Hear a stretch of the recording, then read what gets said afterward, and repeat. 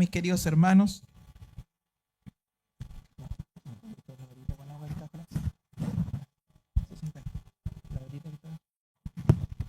Que el Señor les bendiga, mis queridos hermanos. Hermosas alabanzas le cantamos al Señor en este día.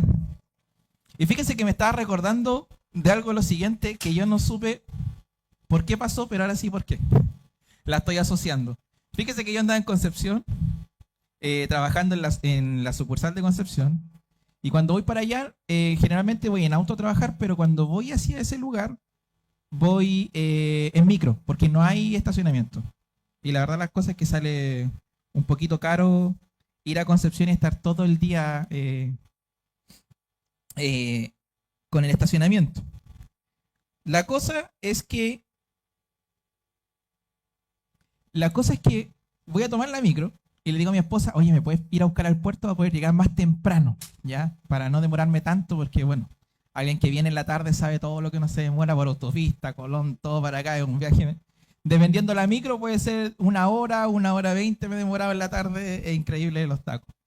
Entonces, yo estaba en San Martín con Caupolicán, a lo que veo una galaxia y camino, me alejo del paradero donde estaba toda la gente, por lo tanto yo iba solo, hago parar la micro se detiene justo donde estoy yo, entonces como yo no veo que nadie atrás mío viene, me doy la vuelta y me voy a subir, porque quedé justo en la puerta. A lo que doy el primer paso y escucho un adelante. Chuta, yo subí, miré y claro, atrás mío, no sé de dónde, hermanos, porque yo me alejé del paradero, había una señora con un bastón. Entonces entiendo que su grito hacia mi persona fue de molestia, pensando en que yo la estaba pasando a llevar, que quizás yo tenía que haberle dado, pero yo en ningún momento me di cuenta que la persona estaba detrás mío, porque como les digo, yo caminé fuera del paradero. Y de hecho, es más, en el paradero yo no la vi tampoco. La cosa es que entendía, con la alabanza que estábamos cantando en la adoración, que lo que le preocupaba a la señora era su lugar. Lo que ella quería asegurar en la micro era su lugar. Y saben que muchas veces nosotros no tenemos la misma urgencia para poder darle el lugar al Señor. Y cuando cantábamos esta alabanza, se me venía esa imagen, la podía enlazar con esto y ella entendía, decía, ¿por qué pasó? De hecho, es más, vi la cara de molestia de la señora, yo como que le iba a decir, disculpe, no la vi y todo, pero ni siquiera me dio el lado, entonces sentí que lo mejor era guardar silencio. ¿Sí? Para ella fue confortadora el haberme dado el grito, ya con eso han manifestado su molestia, y dije, bueno, así será. Eso le dará para ella, entendiendo que yo tampoco había querido hacer algo malo. Pero es importante poder darle el lugar al Señor que le corresponde y la urgencia que eso también conlleva. Amén. Así que, mis queridos hermanos, les invito a que puedan abrir sus Biblias en Hebreos capítulo 5. Ese es el capítulo que nos toca estudiar el día de hoy. Hasta acá yo creo que ha sido, si han podido ver, bueno, no hemos subido, pero vamos a subir hoy día la predicación también del capítulo 4. Pero hasta acá el Señor nos ha hablado algo bien importante, ya a través del autor de Hebreo. Es una carta bastante teológica y es una carta que nos invita a examinarnos, ¿ya? Y coloca a Jesús, al Señor, en el lugar que le corresponde. Eso es lo que busca el autor de Hebreos. Y eso lo hemos visto en los primeros capítulos. Y hoy día no es distinta la excepción. De hecho, los primeros 10 capítulos de Hebreos se centran en esto. En la figura de quién es Dios, quién es Jesús. Principalmente en Jesús. ¿Ya? Y aquí lo vamos a ver por qué. Así que, si lo han encontrado, le daremos lectura del versículo 1 hasta el versículo 10. Bueno, en realidad leamos el capítulo completo, mis queridos hermanos, y después lo vamos a desglosar. Dice así en el nombre del Señor: porque todo sumo sacerdote tomado de entre los hombres es constituido a favor de los hombres en lo que a Dios se refiere, para que presente ofrendas y sacrificios por los pecados, para que se muestre paciente con los ignorantes y extraviados, puesto que él también está rodeado de debilidad, y por causa de ello debe ofrecer por los pecados, tanto por sí mismo como también por el pueblo. Y nadie toma para sí esta honra, sino el que es llamado por Dios, como lo fue Aarón. Así tampoco Cristo se glorificó a sí mismo, haciéndose sumo sacerdote, sino el que le dijo: tú eres mi hijo, yo te he engendrado hoy. Como también dicen en otro lugar: tú eres sacerdote para siempre, según la orden de Melquisedec. Y Cristo, en los días de su carne, ofreciendo ruegos y súplicas con gran clamor y lágrimas al que le podía librar de la muerte, fue oído a causa de su temor reverente. Y aunque era hijo, por lo que padeció, aprendió la obediencia. Y habiendo sido perfeccionado, vino a ser autor de eterna salvación para todos los que le obedecen, y fue declarado por Dios sumo sacerdote según la orden de Melquisedec. Acerca de esto tenemos mucho que decir y difícil de explicar, por cuanto os habéis hecho tardos para oír. Porque debiendo ser ya maestros, después de tanto tiempo, tenéis necesidad de que se os vuelva a enseñar cuáles son los primeros rudimentos de la palabra de Dios, y habéis llegado a ser tales que tenéis necesidad de leche y no de alimento sólido. Y por todo aquel que participa de leche es inexperto en la palabra de justicia, porque es niño. Pero el alimento sólido es para los que han alcanzado la madurez, para los que por el uso tienen los sentidos ejercidos en el discernimiento del bien y del mal. Como les decía, mis queridos hermanos, el autor del Hebreo hasta acá, como se lo había mencionado en una ocasión anterior, continúa escribiendo al pueblo, ya que estaba atravesando una profunda crisis de fe. Y eso es algo importante en lo que nosotros tenemos que tener claro en el contexto que esto se escribe. Había una profunda crisis de fe, ¿ya? Muchos de ellos estaban considerando apostatar. O sea, es decir, dejar atrás en lo que habían creído, ¿ya? Ellos querían abandonar la confianza en Cristo. Eso era lo que estaba sucediendo con el pueblo y al lugar que escribe el autor de Hebreo. Porque recordemos que los primeros cristianos vivían bajo la opresión romana.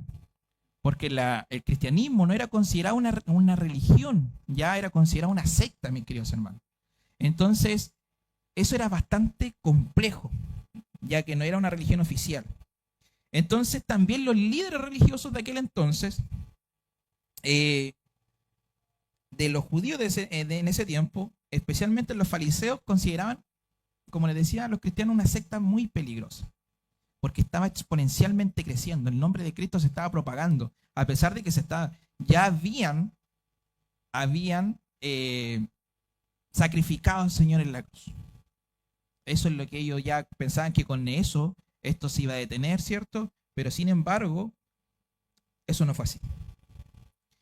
Entonces, en este contexto, aceptar a Cristo como Señor y Salvador requería de una fe tremenda, o sea, de una convicción clara, una convicción firme.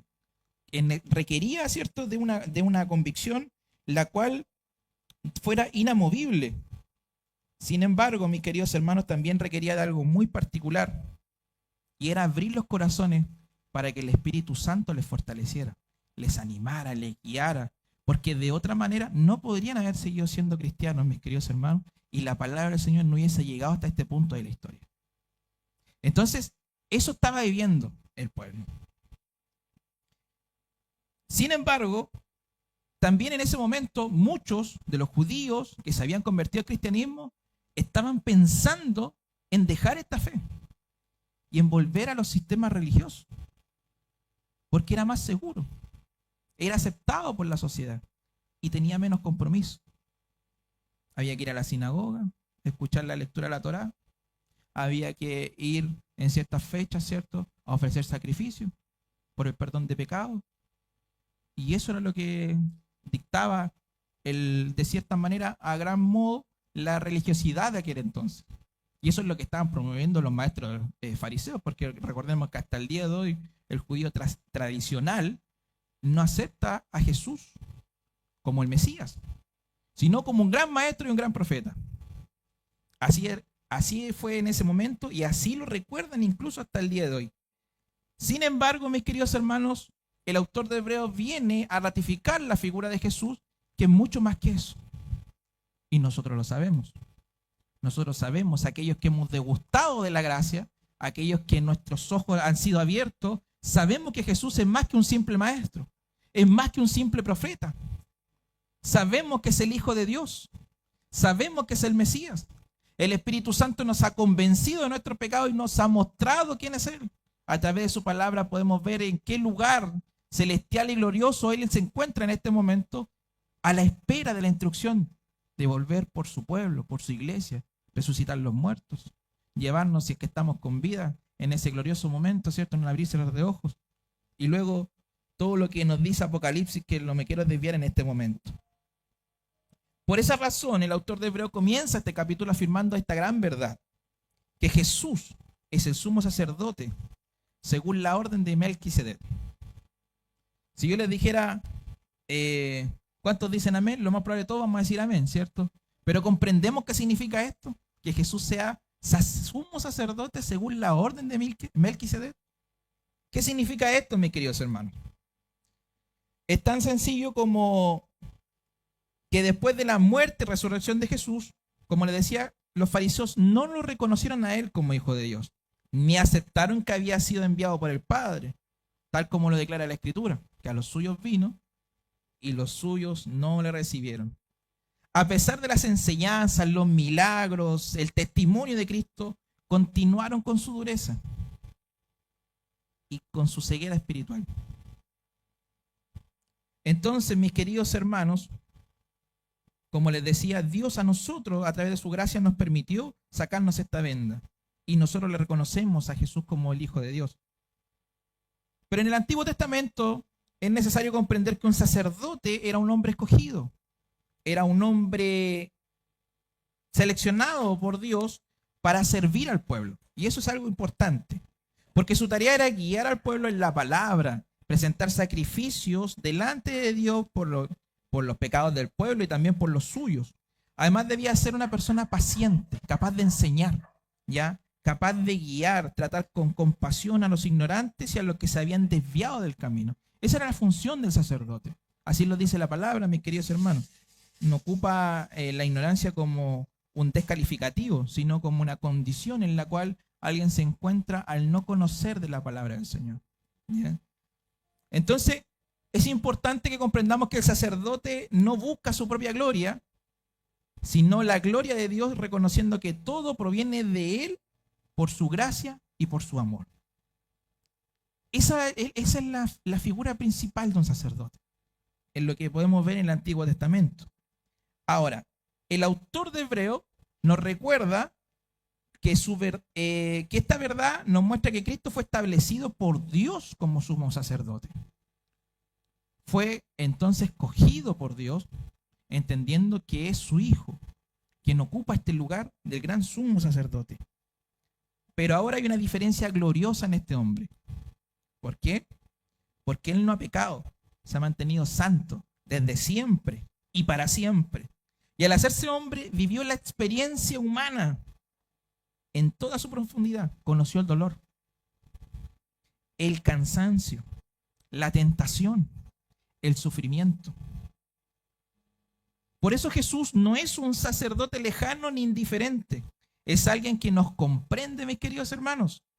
Es alguien que nos guía con paciencia. Es alguien que nos enseña y que nos escucha. Que incluso caminando con nosotros día a día en el proceso de transformación, nos sigue guiando nuestra vida diaria. Ese es Jesús. Y esa es su función sacerdotal. Entonces Cristo, como nuestro sumo sacerdote, nos enseñó que a través de Él tenemos libre acceso al reino celestial. Y eso es algo tremendo, porque a través de eso tenemos acceso al Padre, mis queridos hermanos. Cosa que antes no era así en el Antiguo Testamento. Como lo hemos leído, como lo hemos aprendido, había un mediador humano entre la presencia de Dios y el pueblo. Sin embargo, Jesús vino a dar libertad y libre acceso. Hoy podemos acercarnos confiadamente a Dios por medio de la oración y la lectura de su palabra, mis queridos hermanos. Jesús murió sin culpa alguna. No había de qué condenarle. Sin pecado, cierto, que lo acusara. Pero todo esto fue para liberar a la humanidad del pecado y del peso del pecado que estaba sobre los hombros de cada uno de nosotros. Que eso era lo que nosotros merecíamos. Lo más glorioso de todo esto, mis queridos hermanos, es que ya no habita en un solo lugar. ni depende de un solo mediador humano. Hoy en Jesucristo nosotros todos tenemos acceso al Padre. En Él encontramos refugio, consuelo, dirección. Mis queridos hermanos, encontramos amor. Amor. En Cristo escuchamos la voz del Padre recordándonos que somos amados con todo su corazón. Palabra del propio Jesucristo. Cristo, siendo hijo de Dios, vivió el sufrimiento en carne propia, como les decía hace un rato. Con su ejemplo nos enseñó que aunque muchas veces enfrentamos situaciones que no queremos en nuestras vidas, siempre debe cumplirse la voluntad del Padre. Recordemos que Él oró. El autor de Hebreo nos recuerda que Jesús oraba fervientemente. Así lo dice. Y que incluso pidió al Padre que pasara de Él la copa de la cual tenía que beber. Sin embargo, Él sometió su propia voluntad a la voluntad del Padre. Mis queridos hermanos, los procesos que nos tocan vivir, que nos tocan pasar, son dolorosos, sí, pero buscan siempre una transformación en nuestra vida. Siempre darán un buen fruto en nosotros. Eso es algo que nosotros tenemos que aprender a comprender. Hoy día hay muchos cristianos que lamentablemente están en la misma posición de este pueblo de querer dejar su fe porque se acercaron a Cristo, pero sin embargo pensaban que los problemas y sufrimientos no iban a venir. Sin embargo, la vida de Cristo nos muestra algo contrario, que la grandeza está justamente en las aflicciones. Ahí es donde se perfecciona el poder de Dios. Ahí es donde Dios nos transforma, donde hay cosas que tenemos que cambiar, hay cosas que tenemos que dejar y son necesarios estos procesos en nuestra vida.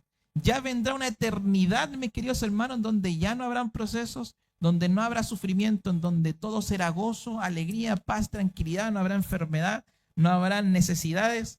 Y ese es el momento glorioso en el cual nosotros todos deberíamos vivir esperando aquel momento. Entonces, la vida de Jesucristo como sacerdote nos enseña que un verdadero líder espiritual no es alguien que no sufre, ni tampoco que no enfrenta necesidad. Esta verdad contrasta con nuestra realidad actual de la sociedad, donde muchas veces se asocia que la debilidad es falta de fe. Muchas veces asociamos eso, que la debilidad es falta de fe o falta de fortaleza. Sin embargo, un líder establecido por Dios, y estamos todos llamados a ser líderes en este tiempo, sacerdotes. Un líder de Dios no vive para agradar a los hombres, sino para cumplir la voluntad del Padre. Por eso no teme a reconocer sus debilidades, porque él sabe que el poder de Dios se perfecciona en la debilidad de cada uno, como les decía, mis queridos hermanos. Hoy existen hombres que se autoproclaman sacerdotes, líderes, enviados por Dios. Pero déjenme decirles, mis queridos hermanos, que por sus frutos y sus obras finalmente revelan cuál es su verdadero llamado hoy en día. Y tenemos que estar atentos a aquello. Porque fíjese que hablar de Dios no nos hace santos. Hablar mal del Señor no nos hace santos. Ni nos garantiza el respaldo divino. Es la obediencia la que afirma el llamado. Así fue la vida de Jesucristo. Él tuvo que pasar todo esto, llegar a la cruz y resucitar, mis queridos hermanos, con todo el sufrimiento que conllevaba eso en su vida humana. Pero fue la obediencia lo que le fue haciendo crecer. Y eso lo vamos a ver a continuación en los próximos versículos. Cristo, a través de su experiencia, como le decía, de obediencia, fue perfeccionado en todo momento.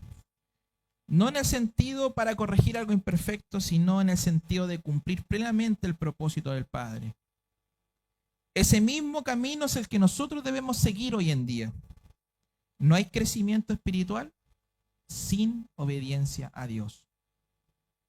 No hay madurez cristiana, mis queridos hermanos, sin rendición a su voluntad. Ahora, en medio de todo esto que el autor de Hebreos nos habla sobre Jesucristo como el sumo sacerdote que nos guía y a quien lo debemos ver como ejemplo, él hace un corte tremendo. Y hace un corte para hacernos un llamado bien claro. Y esto es lo que les voy a mencionar ahora. Porque después de presentar a Cristo como sumo sacerdote, hay una pausa intencional y dirige una exhortación a todos sus oyentes, que es lo mismo que nos habla hoy en esta tarde. Y resulta, mis queridos hermanos, que le dice que tiene mucho más que enseñarles, pero se ha vuelto difícil hacerlo. Qué tremendas palabras.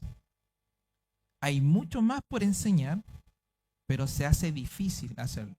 Eso lo encuentra después del versículo 7. ¿Por qué?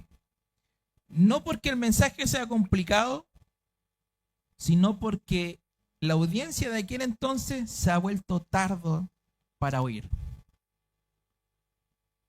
Mis queridos hermanos, el problema no era la falta de tiempo en la fe, sino la falta de crecimiento en aquel entonces. Después de tanto tiempo, ya deberían ser maestros, dice el autor de Hebreos, pero todavía necesitan que les enseñaran los principios más básicos de la palabra de Dios.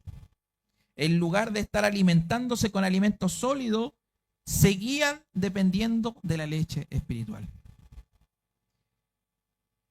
La leche, mis queridos hermanos, es necesaria cuando comienza la vida cristiana. Es cierto, es así. Una persona se le enseña que Dios es amor, se le va guiando, ¿cierto? Que hay que orar y va paso a paso, se le va indicando, ¿cierto? Esos son los primeros pasos y esa es la leche espiritual.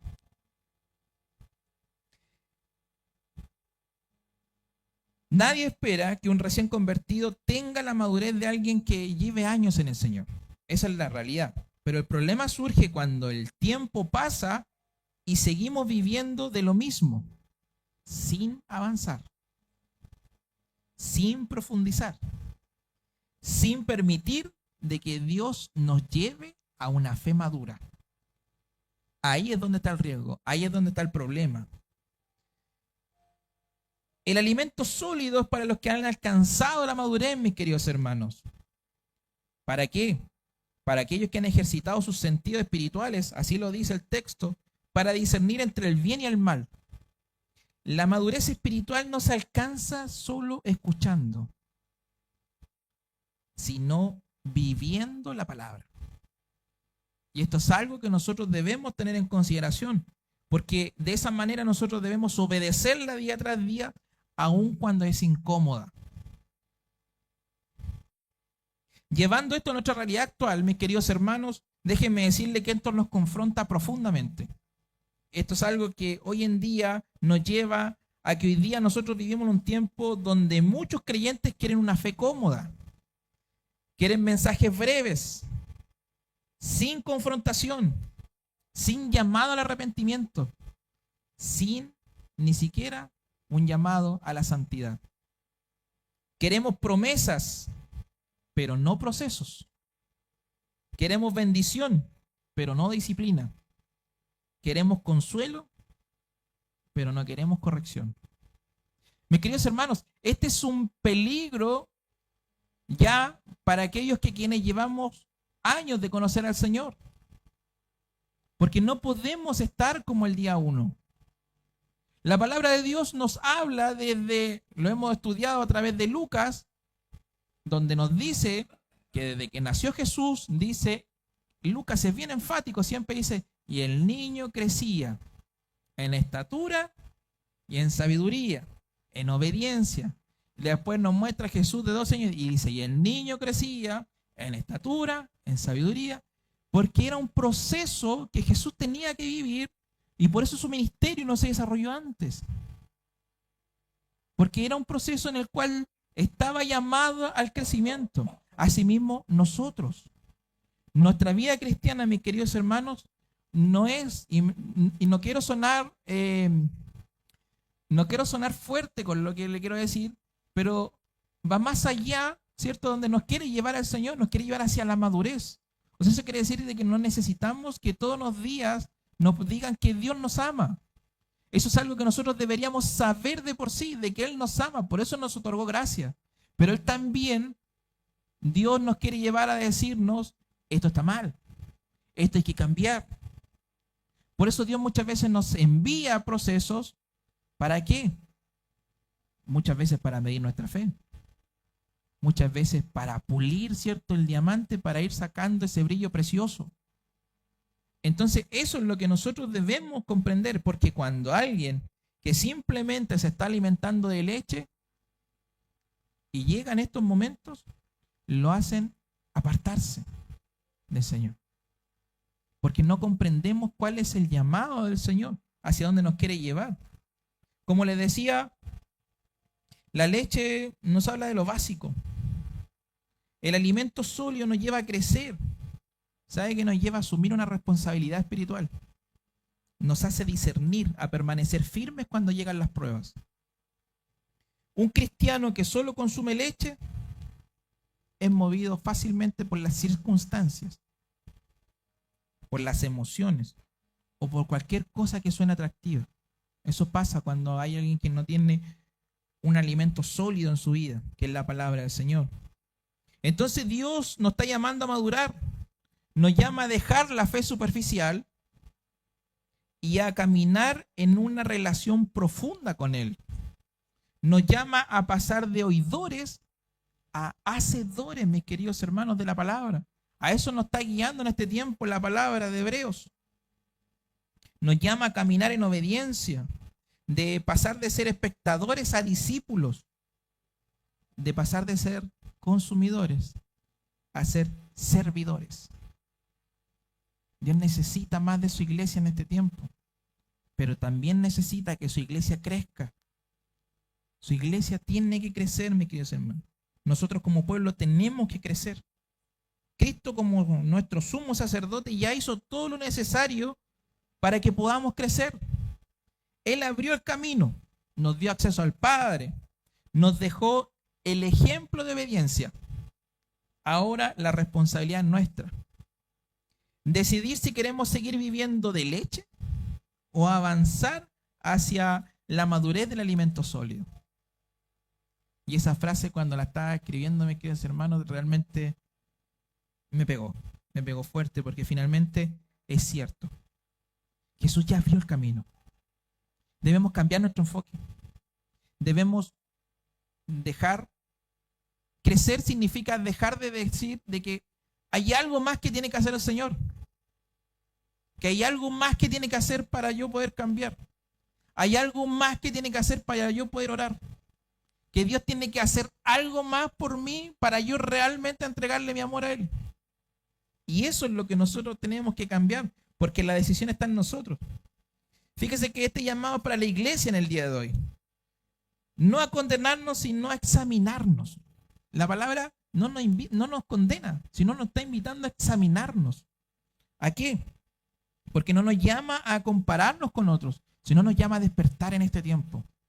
En este 2026 es necesario que despertemos bajo esta materia.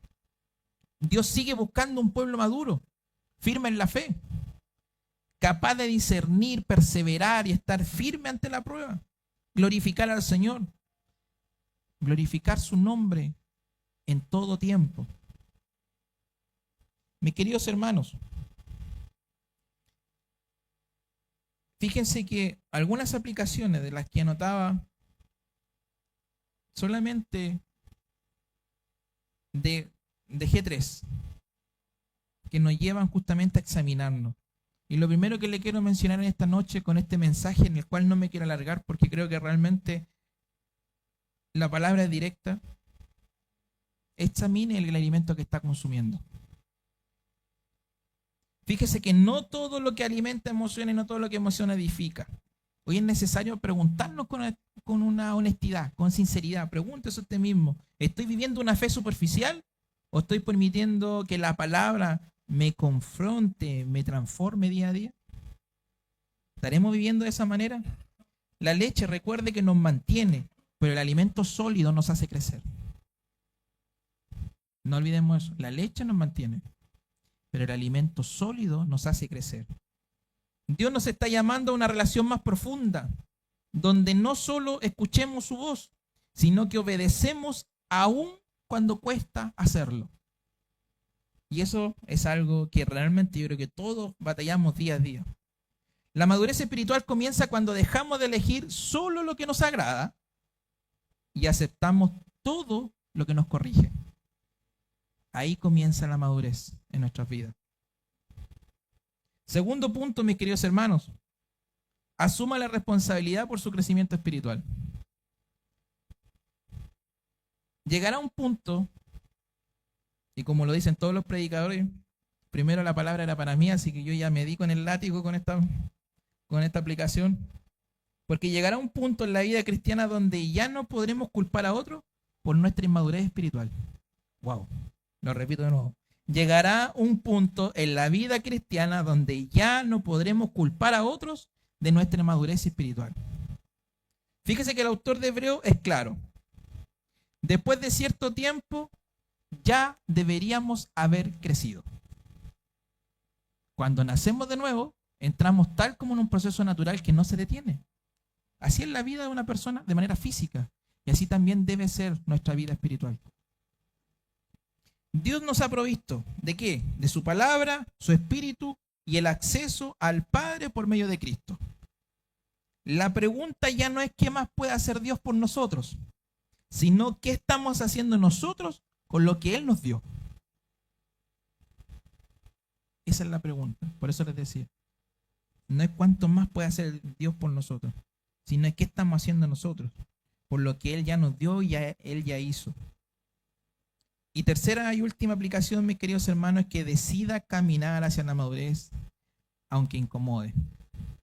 La madurez espiritual no es cómoda. Implica renunciar, corregir hábitos, dejar excusas, permitir de que Dios trate áreas profundas de nuestro corazón. Por eso, en ese proceso donde es realmente donde conocemos a Cristo y experimentamos una firme fe y perseverante en el tiempo, hoy Dios nos está llamando a dejar la inmadurez espiritual. Y con esto cierro, mis queridos hermanos. Nos llama a dejar la madurez espiritual y avanzar. No una fe perfecta. No nos está llamando a la perfección, sino a una fe obediente. A eso nos está llamando, no a una vida sin luchas, sino a una vida rendida a Él. Porque solo los que creen en Cristo pueden permanecer firmes cuando llegan los tiempos difíciles. Esa es la verdad de las cosas y eso es lo que nos deja Hebreos en este capítulo. Mis queridos hermanos, no me quiero alargar más con la predicación, pero sí me gustaría que tengamos un tiempo de oración.